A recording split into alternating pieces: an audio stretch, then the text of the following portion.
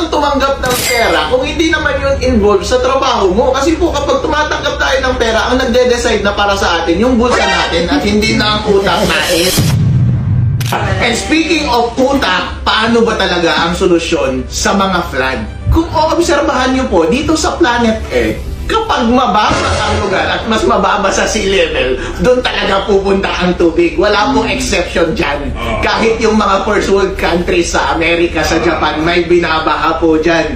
Pero tignan po ninyo ano yung mga solusyon nila.